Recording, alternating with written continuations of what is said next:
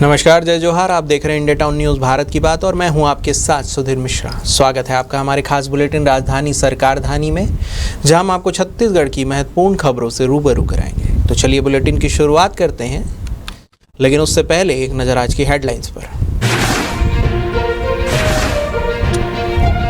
छत्तीसगढ़ में 3 जगहों पर ईओडब्ल्यू की छापेमारी। सौम्या चौरसिया के निस्सहायक पर कसा शिकंजा। कवासी लखमा के खास आदमी भी घेरे में। आयुष्मान में गड़बड़ी करने वालों पर होगी कड़ी कार्रवाई। स्वास्थ्य मंत्री श्याम बिहारी जायसवाल का बड़ा बयान। जीएसटी पर भी दी प्रतिक्रिया।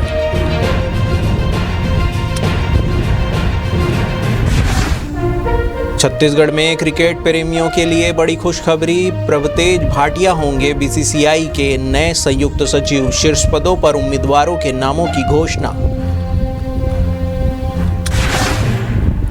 छत्तीसगढ़ युवा कांग्रेस का एक्शन। 100 से अधिक पदाधिकारियों को जारी किया गया नोटिस। बीजेयूमो प्रदेशाध्यक्ष के कसा तंज। नवाखानी जोहार में शामिल हुए सीएम साय। छत्तीसगढ़ 25 वर्ष अटल निर्माण वर्ष घोषित। सीएम साय ने धुरवा महारा समाज भवन का किया लोकार्पण। खतौली स्कूल में शिक्षिका गायब। बच्चों की पढ़ाई पर सीधा असर, जांच के आदेश।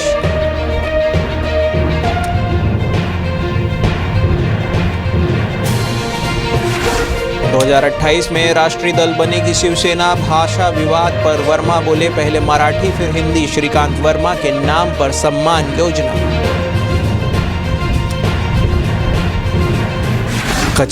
कचरा फैलाने पर नगर निगम की कार्रवाई। शराब दुकान का अहाता और 2 कबाड़ी दुकान को किया सील।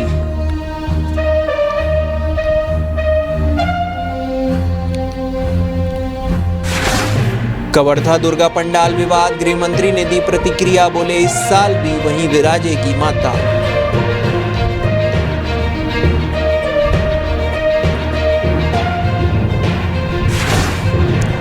बिल्डर के नाम पर बैंक से लाखों की धोखाधड़ी। ठग के अकाउंट में 8.70 लाख रुपए कर दिए गए ट्रांसफर। पुलिस ने दर्ज की एफआईआर। तो चलिए खबरों की शुरुआत करते हैं राजधानी रायपुर से। शराब घोटाले मामले में ईओडब्ल्यू ने 3 राज्यों में करीब 7 ठिकानों पर तलाशी कार्रवाई शुरू की है। मिली जानकारी के अनुसार इस घोटाले से जुड़े कारोबारी अवधेश यादव के रायपुरा देवनगरी सोसाइटी स्थित मकान समेत उसके 2 करीबियों के अलावा झारखंड में 2 ठिकानों और बिहार में 2 ठिकानों पर दबिश दी। बिहार झारखंड में कारोबारी अवधेश यादव के रिश्तेदारों के घर पर भी ईओडब्ल्यू की टीम ने दबिश दी है। बताया जा रहा है कि अवधेश यादव कवासी लखमा का खास आदमी बताया जा रहा है और कवासी के बेटे हरीश लखमा के इशारे पर पूरा बस्तर संभाग से सरकारी दुकानों से पूर्ववर्ती सरकार के समय शराब सिंडिकेट की शराब की अफरा तफरी करने का आरोप है। वहीं अवैध कोल लेवी वसूली घोटाले मामले में भी ईओडब्ल्यू ने रेड कार्रवाई की है। ये रेड कार्रवाई जयचंद कोसले के रायपुर और जांजगीर चांपा स्थित ठिकानों पर की गई। ईओडब्ल्यू से मिली जानकारी के मुताबिक कोसले के बारे में बताया जा रहा है कि पूर्ववर्ती सरकार में भी पूर्व मुख्यमंत्री भूपेश बघेल की उप सचिव रही सौम्या चौरसिया का निज सहायक रहा है और घोटाले में मुख्य सहयोगी के रूप में काम करता था। जयचंद कोसले द्वारा इस घोटाले से करीब 50 करोड़ रुपए की काली कमाई की गई है।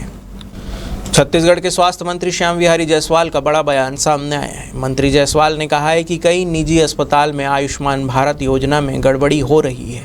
लगातार इसकी शिकायत मिल रही है। हम सभी शिकायतों पर जांच और कार्रवाई कर रहे हैं। मंत्री जायसवाल ने साफ किया है कि आयुष्मान में गड़बड़ी करने वालों को बख्शा नहीं जाएगा। जांच चल रही है और दोषियों पर सख्त एक्शन लिया जाएगा। इसके साथ ही मंत्री ने कहा है कि प्रधानमंत्री नरेंद्र मोदी ने देशवासियों को बड़ी सौगात दी है। जीएसटी कम होने से अब रोजमर्रा के सामान से लेकर बड़े इलेक्ट्रॉनिक्स तक सब सस्ते दामों पर मिलेंगे। मोदी ने कहा है कि इससे गरीब, मध्यम वर्ग, व्यापारी, किसान और युवा सभी वर्गों को फायदा होगा। भारतीय क्रिकेट कंट्रोल बोर्ड यानी कि बीसीसीआई में नए कार्यकाल के लिए शीर्ष पदों पर उम्मीदवारों के नाम की घोषणा कर दी गई है। बीसीसीआई के उपाध्यक्ष राजीव शुक्ला ने पैनल का ऐलान करते हुए बताया कि छत्तीसगढ़ क्रिकेट संघ के प्रतिनिधि प्रभतेज सिंह भाटिया को संयुक्त सचिव पद के लिए नामित किया गया है। आपको बता दें कि राजीव शुक्ला ने कहा कि उम्मीदवारों का पैनल तैयार है, सभी को शुभकामनाएं। अगले कार्यकाल के लिए हम नई टीम के साथ एक नई शुरुआत कर रहे हैं। भाटिया फिलहाल बीसीसीआई के कोषाध्यक्ष हैं, अब उन्हें संयुक्त सचिव का दायित्व सौंपा जाएगा। युवा और ऊर्जावान प्रशासक माने जाने वाले प्रभतेज भाटिया की यह पदोन्नति भारतीय क्रिकेट प्रशासन में उनकी बढ़ती भूमिका को दिखा रही है। युवक कांग्रेस के प्रदेश प्रभारी की पिछले दिनों हुई महत्वपूर्ण रिव्यू मीटिंग में नहीं आने वाले 100 से अधिक जिला अध्यक्षों और प्रभारियों और अन्य पदाधिकारियों के युवक कांग्रेस के प्रदेश उपाध्यक्ष ने नोटिस दिया। इस बैठक में युवा कांग्रेस के जिला अध्यक्षों और प्रभारियों के कामकाज की समीक्षा की गई थी। इसके आधार पर आने वाले दिनों में अच्छा काम करने वाले युवक कांग्रेस के पदाधिकारियों को प्रमोशन दिया जाना है। वहीं अपनी जिम्मेदारी का गंभीरता से पालन नहीं करने वाले पदाधिकारियों की छुट्टी की जाएगी। इस बैठक में अच्छा काम करने वाले एनएसयूआई के पदाधिकारियों के काम पर भी चर्चा हुई। आपको बता दें कि प्रदेश हाईकमान ने निर्णय लिया है कि एनएसयूआई में अच्छा काम करने वाले पदाधिकारियों को युवक कांग्रेस में और युवा कांग्रेस में अच्छा काम करने वालों को मूल कांग्रेस में महत्वपूर्ण जिम्मेदारी दी जाएगी। इस पर भारतीय जनता युवा मोर्चा के प्रदेश अध्यक्ष राहुल टिकरिया ने तंज कसते हुए कहा है कि कांग्रेस की सभी बॉडी में अंतरकला चल रही है। युवा कांग्रेस के नेता भी अलग अलग नेताओं के गुट में बटे हुए हैं, कोई किसी की नहीं सुन रहा है। ऐसे में यह अपने आप को संभाल रहे, फिर नए लोगों को जोड़ें। मुख्यमंत्री विष्णुदेव साय बस्तर संभाग मुख्यालय जगदलपुर स्थित वन विद्यालय में आयोजित नवाखानी जोहार भेंट कार्यक्रम में शामिल हुए। इस दौरान कार्यक्रम के बाद उन्होंने संभागीय घुरवा समाज भवन और महारा समाज के भवन का लोकार्पण किया। मुख्यमंत्री विष्णुदेव साय ने कार्यक्रम की जानकारी देते हुए कहा है कि इससे निश्चित रूप से समाज को संगठित होने में सफलता मिलेगी। इस मौके पर मुख्यमंत्री ने भारत रत्न स्वर्गीय अटल बिहारी वाजपेयी को याद करते हुए कहा है कि इस वर्ष छत्तीसगढ़ राज्य की 25वीं वर्षगांठ है और अटल बिहारी वाजपेयी का शताब्दी वर्ष होने के कारण सरकार ने इसे अटल निर्माण वर्ष के रूप में घोषित किया है। मुख्यमंत्री ने यह भी बताया कि अटल बिहारी वाजपेयी के प्रधानमंत्रित्व काल में आदिवासी समुदाय को बेहतर प्रतिनिधित्व देने के लिए आदिम जाति विकास मंत्रालय का गठन किया गया था, जो कि आदिवासियों के हित में एक बड़ी उपलब्धि थी। सीएम ने कहा है कि वर्तमान में प्रधानमंत्री नरेंद्र मोदी के नेतृत्व में धरती आबा उत्कर्ष योजना के तहत आदिवासी समाज के उत्थान के लिए विशेष प्रयास किए जा रहे हैं ताकि आदिवासियों को विकास की हर संभव सुविधा मिल सके। आज युवा समाज के द्वारा नुआखाई मिलन कार्यक्रम का यहाँ पर आयोजन किया गया था और हम सभी लोग इसमें आमंत्रित थे। हमारे इस जिले के प्रभारी मंत्री श्री विजय शर्मा जी, डिप्टी सीएम और गृह मंत्री जी हैं, हमारे केदार कश्यप जी, बस्तर के सब कुछ प्रदेश में मंत्री हैं, हमारे इस विधानसभा के लोकप्रिय विधायक हमारे पार्टी के प्रदेश के अध्यक्ष श्री किरण देव जी, हमारे सांसद महेश कश्यप जी, हमारे विधायक, हमारे महापौर, सभी निर्वाचित जनप्रतिनिधिगण और समाज के वरिष्ठ जन, युवा समाज के सबकी उपस्थिति में ये समारोह संपन्न हुआ है। वक्त हो चुका है एक छोटे से ब्रेक का। बने रहिए इंडिया टाउन न्यूज के साथ। अगर आपके बालों में दम हो तो ना बदलता मौसम, ना मोबाइल रेडिएशन और प्रदूषण कुछ भी उन्हें नुकसान नहीं पहुंचा सकता है। Rukhsana shine herbal hair oil दे आपके स्कैल्प को वो गहराई वाला पोषण जो केमिकल शैम्पू और कंडीशनर कभी नहीं दे सकते। 100% शुद्ध जड़ी बूटियां हर स्ट्रेंथ को दे ताकत, शाइन और नई लाइफ। आजकल के मोबाइल रेडिएशन और हवा में घुले जहरीले कण आपके बालों को साइलेंटली डैमेज कर रहे हैं, मगर रोजाना सिर्फ 5 मिनट में जेंटल मसाज बनाए बालों को इतना मजबूत कि ना झड़े, ना टूटे और ना थके। Because you are hair deserve true healing. Rukhsana herbal beauty product Amazon, Meesho और फ्लिपकार्ट में भी उपलब्ध। ब्रेक के बाद आपका स्वागत है। भरतपुर विकासखंड के वनांचल क्षेत्र स्थित प्राथमिक शाला खतौली में बच्चों की पढ़ाई शिक्षिका की लापरवाही की भेंट चढ़ रही है। ग्रामीणों का आरोप है कि स्कूल में 2 में से 1 शिक्षिका महीने भर में मुश्किल से 5 से 10 दिन ही आती है। इसका असर बच्चों की पढ़ाई पर साफ देखा जा सकता है, क्योंकि सारा शैक्षणिक भार अब एकमात्र शिक्षक के कंधों पर है। सरपंच और अभिभावकों ने बताया कि शिक्षिका स्कूल में केवल उपस्थिति दर्ज कर हस्ताक्षर करके लौट जाती है। पढ़ाई का हाल बेहाल है और मध्याह्न भोजन की गुणवत्ता को लेकर भी कई बार शिकायत की गई है। ग्रामीणों का कहना है कि बच्चों को मिलने वाला खाना अक्सर खराब गुणवत्ता का होता है। मामले में जिला शिक्षा अधिकारी RP मिरे ने मामले की जाँच कराने और दोषी पाए जाने पर कार्रवाई की बात कही है। ग्रामीणों ने शिक्षा व्यवस्था में सुधार के लिए सख्त कदम उठाने की मांग की है। पाँचवीं पढ़ती हो? यहाँ कितनी मैडम हैं? 2 और एक मैडम आई हैं आज? जी एक मैडम आई थी फिर चले गई। महीने में कितने दिन आती है? 5 दिन। कुल 5 दिन आती है। तो एक ही मैडम को देखा जिनका नाम है सुमनलता और वो यहाँ का प्रधान पाठक है। और एक मैडम आता है मणिगढ़ से जिनका नाम है सरस्वती देवी। उनको मैं 2 दिन पहले आया था तो नहीं स्कूल में देखा था, आज भी नहीं देखा था। और बच्चों के बताने के अनुसार कि 10 दिन स्कूल में वो महीना में नहीं आता है। तो हमारे कहने का मतलब ये है कि 100 किलोमीटर दूर से अप डाउन करके ड्यूटी न करें, यहाँ स्थाई में कहीं किराया से मकान ले के एक बार अपना ड्यूटी करें और नियमित रूप से स्कूल में अपना संचालित रहें।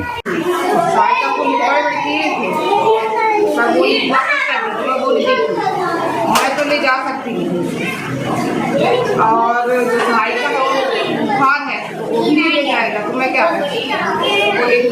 सदस्य बोले वो भी सारे दिन जा रहे थे तो मैं उनको नहीं बोली कि भैया को बुला सकता तो भैया वो भी देखे 7 पर वो खिलाती तुम बहुत दिन मेरा तो नहीं चावल दिए हैं, अब वापस करने से मैं जा सकती नहीं। मैं आपके माध्यम से जो जानकारी प्राप्त हुई है, निश्चित ही मैं शिक्षा विभाग में इस तरह की लापरवाही अक्षम्य है। मैं संबंधित विकासखंड भरतपुर के विकासखंड शिक्षा अधिकारी संकुल समन्वयक और BRC से तत्काल इसकी जांच कराऊंगा और जांच कराने के बाद में यदि जानकारी सत्य पाई जाती है तो उनके विरुद्ध निश्चित रूप से कार्रवाई की जाएगी। शिवसेना सिंधे गुट के राष्ट्रीय समन्वयक डॉक्टर अभिषेक वर्मा ने बड़ा दावा करते हुए कहा है कि वर्ष 2028 के आम चुनाव में उनकी पार्टी एक मजबूत राष्ट्रीय दल के रूप में उभरेगी। रायपुर के एक निजी होटल में पत्रकारों से बातचीत के दौरान डॉक्टर वर्मा ने कहा है कि इसके लिए पार्टी ने अभी से रणनीतिक तैयारियां शुरू कर दी है। संगठन का उद्देश्य केवल राजनीति करना नहीं बल्कि आम जनता की आवाज़ बनना है। इसके साथ ही महाराष्ट्र में चल रहे भाषा विवाद पर प्रतिक्रिया देते हुए डॉक्टर वर्मा ने कहा है कि भाषा के मुद्दे पर विवाद की कोई आवश्यकता नहीं है। उन्होंने कहा कि महाराष्ट्र में पहले मराठी और फिर हिंदी को सम्मान मिलना चाहिए। अगर हिंदी को लेकर विवाद है तो सबसे पहले बॉलीवुड को बंद करना चाहिए क्योंकि वहाँ तो हिंदी का ही वर्चस्व है।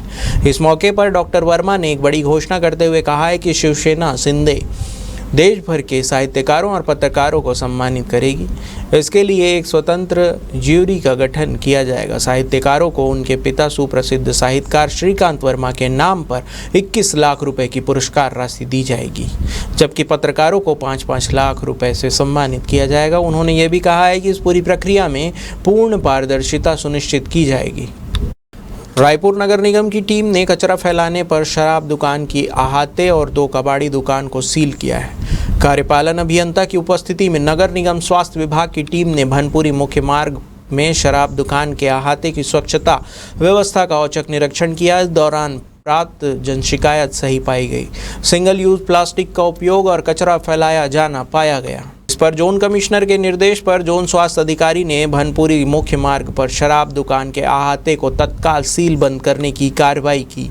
इसी प्रकार नगर निगम जोन 1 अंतर्गत वीर शिवाजी वार्ड क्रमांक 16 क्षेत्र अंतर्गत संतोषी नगर खमतराई में 2 कबाड़ी दुकानों का कचरा फैलाया जाना पाया। इस संबंध में प्राप्त जन शिकायत निरीक्षण में सही पाए जाने पर जोन 1 जोन कमिश्नर के निर्देश पर संबंधित 2 कबाड़ी दुकान को भी तत्काल सील बंद करने की कार्रवाई की गई है और प्राप्त जन शिकायतों का त्वरित निदान किया गया।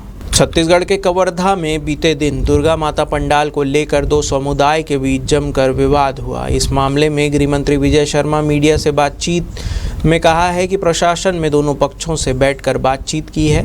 कुछ लोगों द्वारा व्यवस्था तोड़कर पंडाल को हटाने की कोशिश की गई थी, लेकिन शासन के निर्णय लिया है कि माता वहीं विराजेगी जहां पहले विराजती थी।